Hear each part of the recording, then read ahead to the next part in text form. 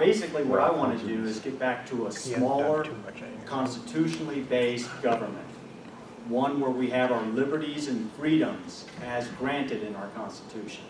Our government is overrun with special interest groups and crony capitalism, and we need to reestablish the free enterprise system.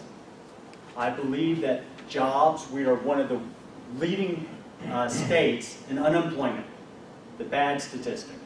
Okay? We can reverse that through getting rid of taxes on jobs. I call them employment penalty taxes. This is 8–9% of a payroll, so it's a sin tax. It's sinful to give jobs just like it is to have alcohol or cigarettes. That's what our government is telling us.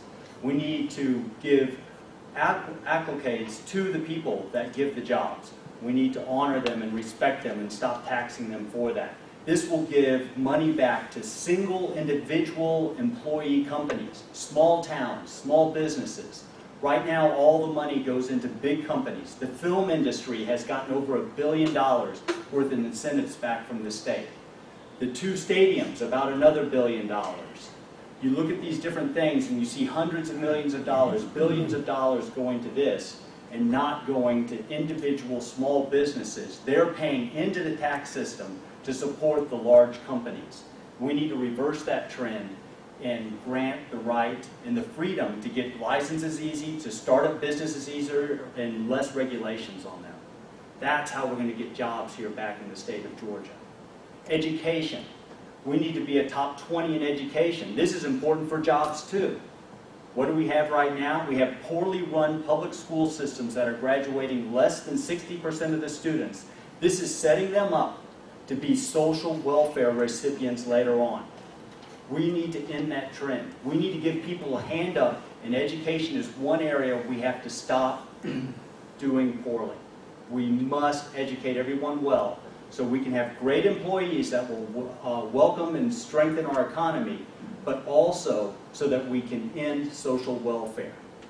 It's much lower cost to invest in the beginning than to have to pay over a lifetime.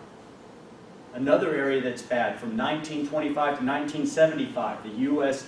imprisoned about 0.2% of the males in the U.S. That's about the trend in the rest of the nations.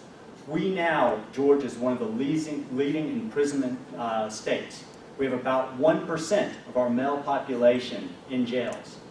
That's a big tax burden on us. It breaks up families and also stops people from being available into the job marketplace. We need to restore that and get that back. We need to help people off of drugs. We need to reduce drug usage, but we don't need to do it through the prison system anymore. We need to liberate our people. We need our freedoms restored. We need to get the federal government on our back. We need to reestablish the 10th Amendment where the state has the rights to do different programs, and I will help work on all these things.